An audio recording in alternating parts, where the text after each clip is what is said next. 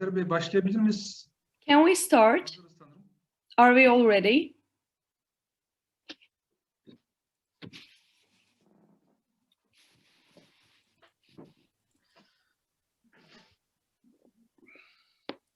Günaydın. Mustafa Bey, başlayabiliriz. Good morning, everyone. We can start. Yes, Mr. Mustafa. Thank you. Değerli katılımcılar, Distinguished participants, I would like to welcome you all with all due respect.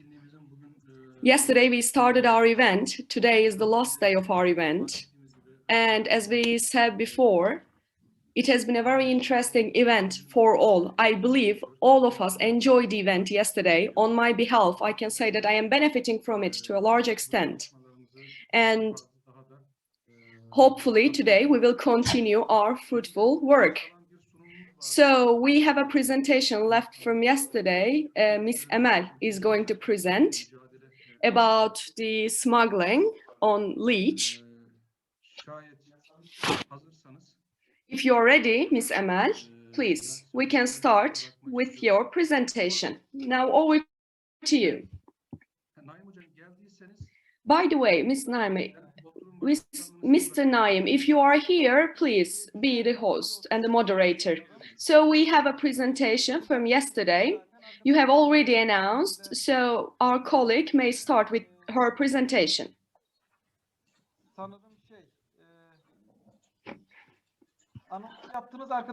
I believe you already did the announcement, so our colleague may start. Please. Good morning, everyone. First of all, I would like to greet you all on my behalf and on the behalf of my institution. I am very happy to be here. And if you allow me, I'll share my screen with you all now.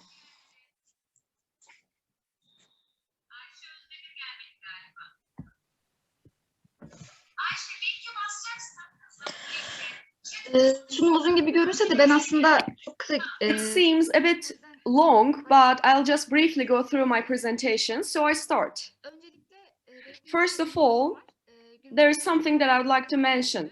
We are the DG of Customs Enforcement. We are under the Ministry of Customs and Trade, and we are one of the 4 law enforcement units in the country. Therefore, we have some administrative law enforcement, and as you see, this is the overall scheme and the structure of our institution. So each unit, each department has roles and responsibilities with regards to biosmuggling. Biosmuggling on medicinal leech is handled under the Department of Smuggling of Specialty Goods. Apart from that, we have 18 units, regional directorates of customs and trade. We have 31 units as the smuggling and intelligence directorates of customs enforcement, and we have 36 separate units on smuggling and intelligence sectional directorates of customs enforcement. We do not have a specific unit on the smuggling of medicinal leech. We are all responsible for it. I'll briefly talk about our workload, if you allow me. So these are the data of the last 2 years. In 2019, per day, 24,627 vehicles entered and exit our country, and in total, over 355,000 entered or exit to and from the country. In 2020, the numbers dropped, and as you may imagine, still the numbers are quite high to do the regular audits. Therefore, just like every law enforcement unit, we are using some risk analysis and profiling methods to pinpoint the specific individuals and vehicles. So we are trying to carry out our analysis in this manner. I wanted to mention this especially because not each vehicle or individual are searched. I would like to underline this point once again. So we have the Turkish legislation on legal trade of medicinal leech. Yesterday, actually, we talked about the legislative framework. We have annexed to list under sites. Therefore, this is also the legal framework governing the trade of medicinal leech. you can see all the import and export relevant documents and certificates required. Here, what I would like to say is that in import and in export, getting this CITES document is in two ways. So both the exporting country and the importing country should have the document. If one of them is engaged in illegal trade, then the other would realize it, and it's an easy way of identification. It's very important to get this certificate. The quota mentioned by Mr. Naim, so I'm skipping this part very briefly. Illegal trade of medicinal leech at Turkish customs. Between 2015 and 2020, we have identified 6 cases, and in total 269 kgs of medicinal leech seized, and we have started investigation on 6 individuals. You may see the details of the apprehensions here. Of course, not judicial details are all involved here in the table. Here, while making a research on that, what attracted my attention is that all of them were apprehended while entering the country. So all the seizures were made on the point of entering the country. We interpret this that our country is the country of destination or the country of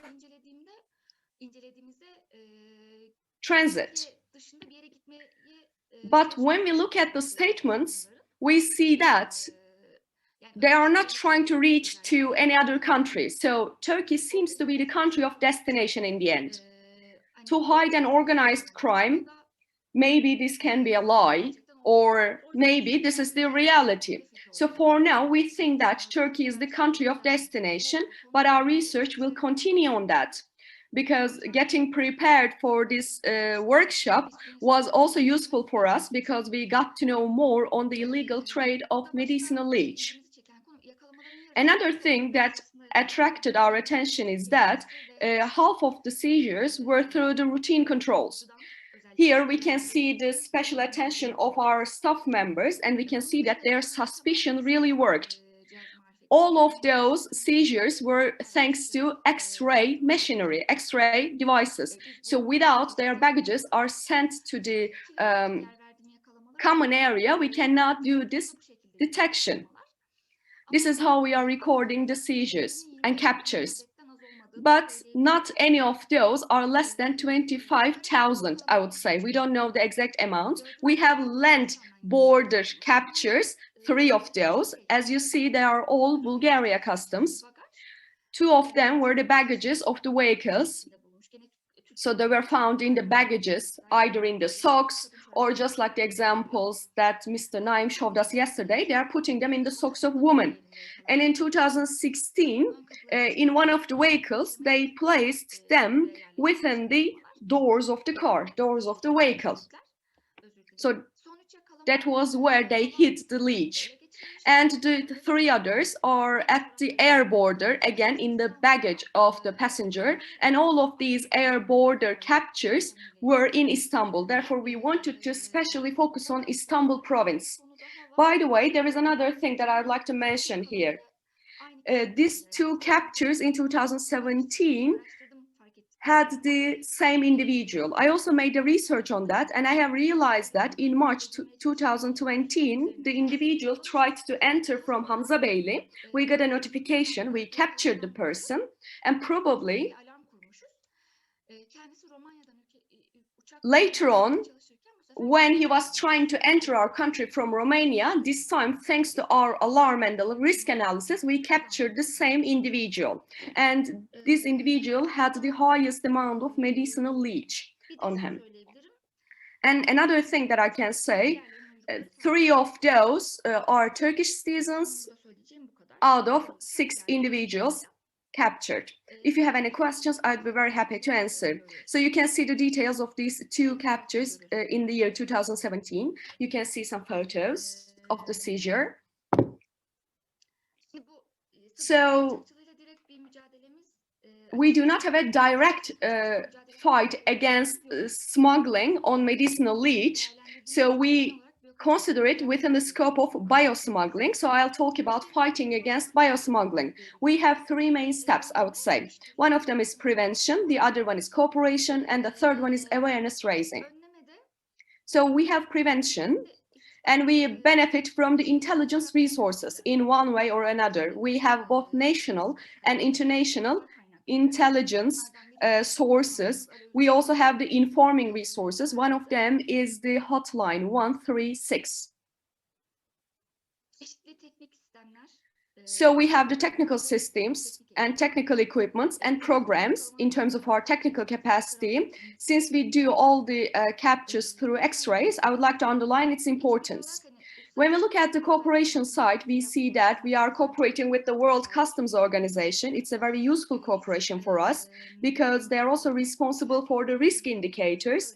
We also involve them in our own trainings to teach our own personnel. We tell them that if the baggage looks like that, it can be more risky, or if this is the citizenship or the nationality of the individual, then they can be a bit more risky, so on and so forth. So we are using some risk indicators in this regard. Apart from that, with SELEC, we are also cooperating. This is also very important for us in terms of regional cooperation. And also there are two other topics that I would like to mention. They have EnviroNet application, I mean the World Customs Organization. With all the international experts around the world, we are using the network to exchange opinions and knowledge. We learn about the new tendencies in smuggling, in biosmuggling, and also we are cooperating with the Ministry of Agriculture and Forestry.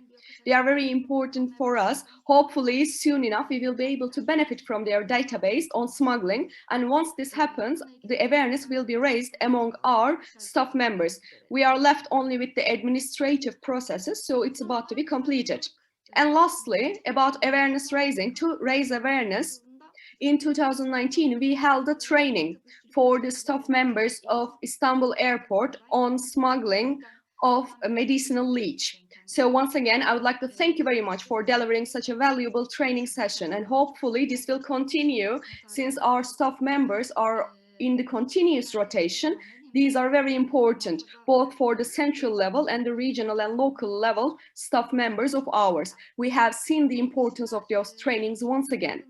Apart from that, in 2020, because of COVID-19, it was kind of on hold, but again, the Ministry of Agriculture and Forestry organized the National Operation Plan. We were involved, and again, we received quite positive feedbacks from our personnel. Apart from that, on the mobile phones, there is this application that can be downloaded. So we have created this application. It's called Customs Guide for Passengers. It's open and accessible for everyone. It can be used on each and every platform. Here, you can know about the limitations of customs. So while entering the country and exiting the country, what can you get with you? And we know about cigarettes and alcohol, but actually within the scope of biosmuggling, there are some restrictions on animals as well. The leech maybe is not here, but we believe the application is also important to raise awareness among the passengers. Apart from that, there is not much other things to say, but if you have any questions, I will be receiving those. Thank you. Thank you very much, Ms. Emel, for your wonderful presentation. You have provided very useful information. If you have any questions, we would be happy to receive those questions. Please, over to you. Ben bir soru sorabilir miyim? Sanırım. May I ask something? I think from the participants we do not have any questions. Ms. Emel, I see that you have the data of the years after 2015, especially on the leech smuggling. You have the overall smuggling data, but for each and every animal, do you have a separate categorization and data on those retrospectively? Yes, of course, we do the categorization in the best manner that we can do, because otherwise it would be impossible to talk about those figures, because as you see, the number of captures is not that high. So we can go back to 2011, but I don't think that there is a high number of captures before 2015. So there are two more, but the amounts were very low. Therefore, I referred to the year of 2015. But if you would like to know more about the details, our department can share the figures with you. A second question, if you allow me now. So you mentioned the X-ray devices and you said that you did the captures thanks to the X-ray. What's the system that you are exactly using? Since they do not have a specific skeleton, how do they look in the X-ray? Does it seem like a gap or a hole? How do you see it in the X-ray? Since I Doğru do cevap not vermem work in the muhtemelen field, mümkün I değil do ama not bildiğim know about the kadarıyla technical söyleyeyim. details. But as far as I know, on the X-ray, we can identify organic and inorganic and metal substances. So these three look different. The organic ones seems to be green, and depending on the intensity, X-ray officer, depending on the experiences and trainings received, can get suspicious and guide the person for extra search. But I cannot go more into the detail because I do not work in the field. Thank you very much. Do you have any other questions, please? Miss Nuran and Mr. Salih would like to also ask something. I don't know, can you see their hands? Their hands are also raised. When you click on the participants, you can see those raising hands. They are on top of the screens. First of all, Mr. Salih, over to you. Salih Bey duyabiliyor musunuz? Mr. Salih, can you hear us now? Salih Bey duyamıyor herhalde. Mr. Salih, I think you cannot hear us. Miss Nuran, please, over to you. Miss Nuran, we cannot hear you well enough. Yes, so in December, with the participation of Mr. Mustafa, we have organized a training session. And the feedbacks are quite positive and we are very happy about it. But in February, in 2020, since the pandemic broke out, we couldn't continue with the training sessions. Normally, they were planned, they were among the plans. So I took the floor to tell you that the training sessions will continue. Thank you very much for your wonderful work. Thank you. Our feedback was very positive from our staff members because we didn't know anything about it. Not any customs officer did know about the bio-smuggling or specifically about medicinal leech because there are many different topics. So these pinpoint trainings were very useful for us. Thank you once again for organizing those. We wish you a very fruitful work. Mr. Haydar has a question. Please, over to you. Miss Emel, thank you very much for your brief and very specific presentation. There is something that I'm curious about. After the illegal captures, what happens to the leech seized? I forgot to talk about it. Thank you very much for your question. So we have the anti-smuggling law and we have a regulation within about the substances and animals seized. So it's clearly indicated there that those species threatened and at the edge of being extinct are generally submitted to the provincial DGs. And once they are submitted, we do not have a relation at the central level with the substances or animals seized. Thank you very much. So questions were really important for us. I think we reached our aim. Thank you very much for sharing this information by the Ministry of Customs side. As far as I can see, there is one more question. Please, over to you now. Hello, everyone. Can you hear me? I don't know if you can hear me clearly, but I would like to thank Miss Emel for her wonderful presentation. I was involved later on. Maybe I missed it in the beginning, but I would like to start off with a different perspective. We talked about the medicinal leech smuggling and we talked about how to prevent it. Probably it was mentioned, but about it, is there any cooperation work that has been initiated? Are you planning to establish a cooperative or something like that? Mr. Alto Atalay, for example, had work on it, on a different species, and in return, if the citizens would bring those species, they would get a price, a certain amount of money in return as a price. So maybe it can be done for the medicinal leech as well. Mr. Mustafa also has comprehensive knowledge on the topic. So in terms of identification and in terms of awareness raising, maybe in public education centers, a course on collecting medicinal leech can be provided. And later on, those who have the certificate can be engaged in leech collection and gathering. Of course, in return for a certain amount of money, so they can be paid. At least this may prevent illegal collecting from the nature. So this may turn the process into more of a formal process, I believe. But I don't know if you have worked on it previously or if you know anything about such a work.